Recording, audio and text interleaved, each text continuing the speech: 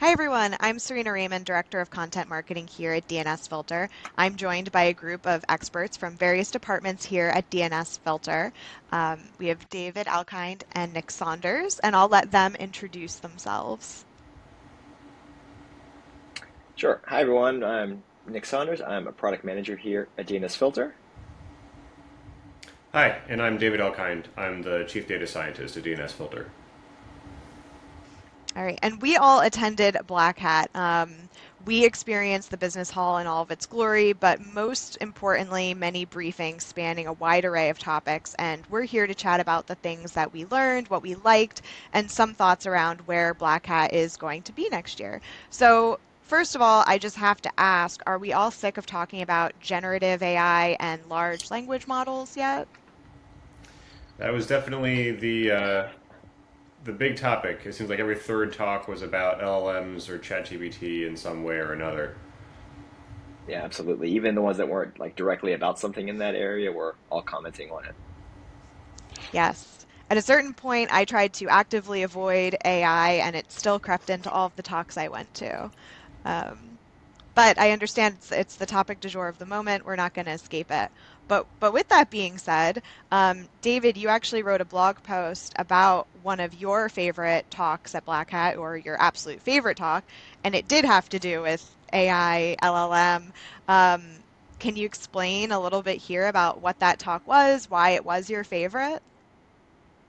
Yeah, absolutely. As the Chief Data Scientist, I spend all day, every day thinking about different kinds of AI, machine learning models, and how they can fit into the DNSFilter product and just the broader security landscape. The talk that I saw was from the folks at SciCraft. They're a company that does incident response, and their approach I thought was very clever. They wanted to find a better way to find malicious command lines on Windows.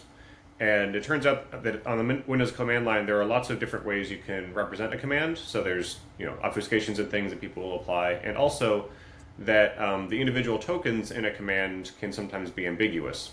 And what they realized was that, well, a large language model, since it's designed to parse natural languages, human languages, uh, it might also be very effective at parsing command lines and understanding and interpreting the command line, and therefore making inferences about risk and similarity and all sorts of other questions that you really want to answer in a security setting.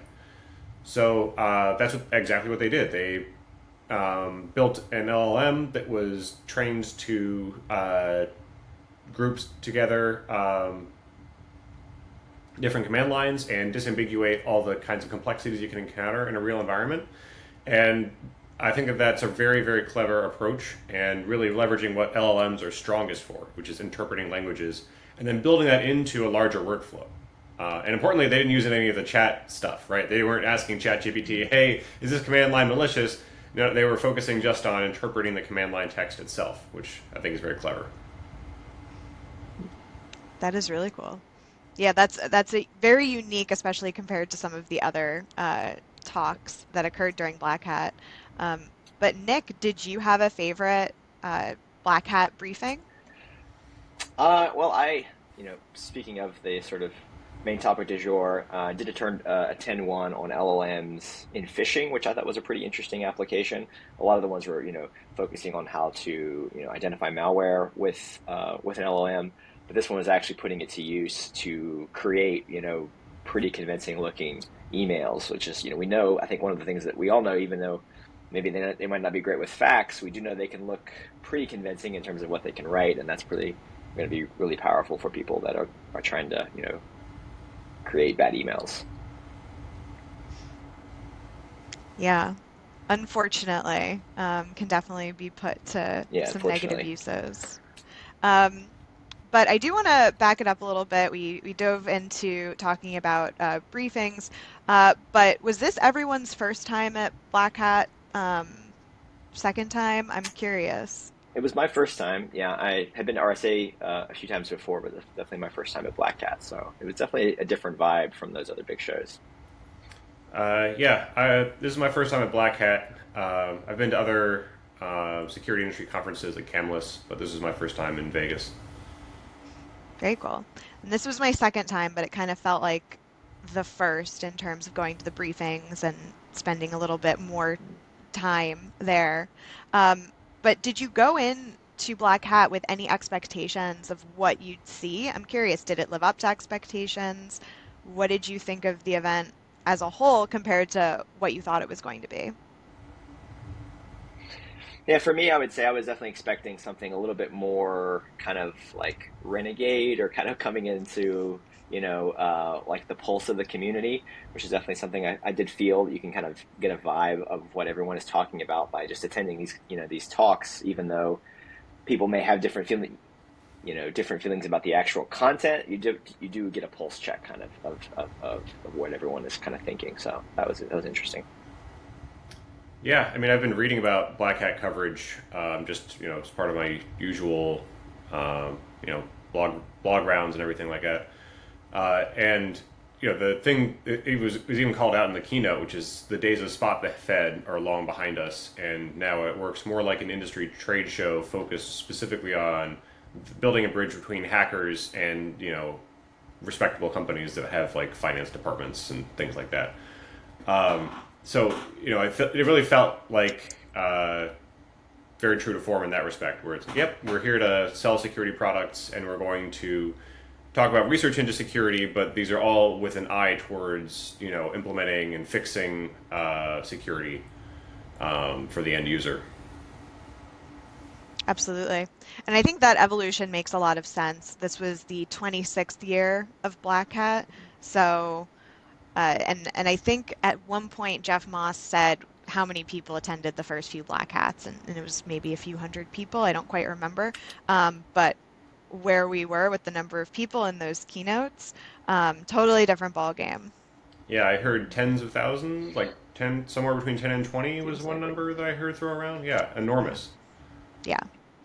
And so many sessions. I don't know about you, but in looking at the briefings and figuring out exactly what I was going to attend, it was kind of overwhelming. And I feel like there were definitely some good briefings that I just wasn't able to make it to just because there were so many to choose from. I think there were like, what, 15 per section, but that's not even counting the sponsored briefings.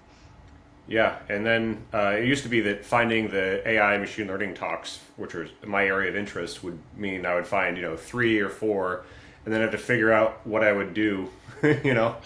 But this year it was they were all stacked up, and I had to pick which machine learning talk I wanted to go to at a particular time slot, which is a little bit stressful, but I was glad to get more content.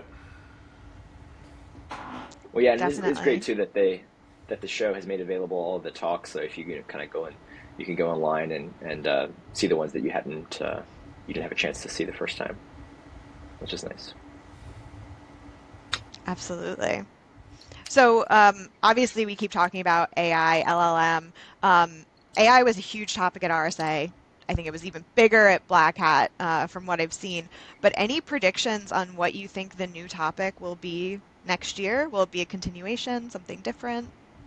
Well, I think AI and machine learning talks, they're here to stay, and they're going to be a part of every conversation about security, right? Because AI is a very powerful tool to automate very tedious and repetitive things, and boy, howdy, is there a lot of tedious and repetitive stuff in security. The big question will be, how do we take the either as inputs or outputs, how do we incorporate AI into a workflow that helps humans make better decisions faster, right? We need it to be a force multiplier. There's a huge shortage of computer security hands, and the most successful companies and products will find ways to incorporate AI ML methods that will be a force multiplier for their products. Yeah, and you can already see with a lot of the talks this year, they were talking about kind of getting the real value out of these tools did require a lot more work than just adding AI. It's about your actual training set. It's about the different limits you put in place. So I think you'll probably see people will start to not the talks won't be explicitly about those different models. It will be putting those to use in these ways and how they maybe unlock those to actually drive value. Yeah, we're about to enter a really interesting phase, I think, which is that previously there was a bunch of low-hanging fruit where someone could basically just throw an AI model at something, get a certain level of quality, and call it a day without really straining themselves. But now a lot of that low-hanging fruit's been picked, so we're going to have to level up. And the next wave of models, I think, is where we're really going to start seeing a lot of subtlety and nuance, and new and creative approaches that will really take security to the next level. I think too, you'll probably start to see one of the talks I went to this year that was interesting was about sort of AI policies and about how I think there's one coming through the EU. There's a version of NIST as well that's been talking about the sort of appropriate way to use these tools in terms of like the public disclosure and obviously your actual data sources and things like that. So I imagine we'll start to see more companies having to kind of contend with those policies in the actual use of their models as well. Absolutely. That's And gathering and retaining training data, I think, is going to be a key point of contention. And there's going to be uh, a balancing test that has to fall out of that, right? How much do you keep versus how much do you delete? Yeah. that's a very interesting point, kind of auditing the actual AI applications and making sure like we don't keep the stuff that's not going to propel us forward. Mhm. Yeah. Well, yeah, we have a year, and obviously there's a lot of policy, and I'm sure there's a lot that'll come out in terms of how people continue to iterate and use this technology. I think there was a really good analogy during the keynote on the first day, comparing kind of the AI revolution that has happened in the last less than a year to when the iPhone was launched and everyone wanted to use it immediately, but security wasn't necessarily taken into account yet. So people were moving fast trying to get it to work, and I definitely see that correlation with AI, where everyone's, trying to figure out what can we do, how can we use these LLMs. So it'll be interesting to see where we are a year from now. Yeah, absolutely. I'm excited to see all the creative ways that people find both to use these in security, but also to break different AI models that exist and what we do to fix it. Yeah. Um, and finally, so there were a few talks that we went to. I think the three of us wound up in the same talks a few times just by accident, clearly gravitating towards the same topics. Um, but it seemed like protective DNS would have been a really good fit in some of these talks, but it was absent. In a lot of the DNS related talks that I went to, they were generally about authoritative DNS or DDoS. Um, but then there were some phishing talks or some RCA talks where protective DNS would have fit in really well. So I was just curious about your thoughts on why protective DNS might get overlooked in some of those security conversations. Well, there's definitely an attitude that because DNS is so old and so fundamental, that there's no real need to think about security because all the security stuff has already been thought about, right? There's no um, new terrain to be covered, I think. And that's probably a bit of a simplification. Because it's so fundamental, that means that it's going to be everywhere, it's going to be omnipresent, and it's going to be a very powerful tool if you can find a way to misuse it. So continuing to level up the protective capabilities of DNS is going to be a key part of security going forward.